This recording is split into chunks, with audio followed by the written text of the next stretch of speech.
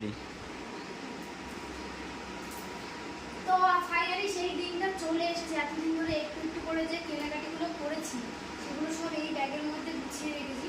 ওই থেকে ব্যাগটা কিনে আমাদের খুব লাভ হয়েছে। এবারে আমাদের পালার হচ্ছে যে জিনিসগুলো ঠিকঠাকভাবে গোছানো। তো কালকে যেহেতু রিকুর জন্মদিন, তো আমরা ছোটো ছোটো আমরা কোনো জন্মদিন করছি না, ছোটো বাচ্চাদের জন্য স্কুলে সেলিব্রেশন হবে আর স্কুলে বাচ্চাদের জন্য রিটার্ন গিফটের কিছু ব্যবস্থা করছি। সেগুলো যে রিটার্ন গিফটের ব্যাগের মধ্যে যে থ্যাংক ইউ মেসেজ সেগুলো এখন লিখবো আমরা সেগুলো দুজনে মিলে, আর ব্যাগটা হচ্ছে রেডি করবো। প্রচুর জিনিসপত্র আছে।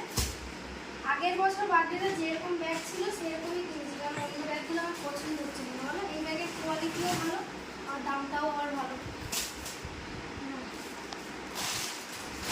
পেনটা তো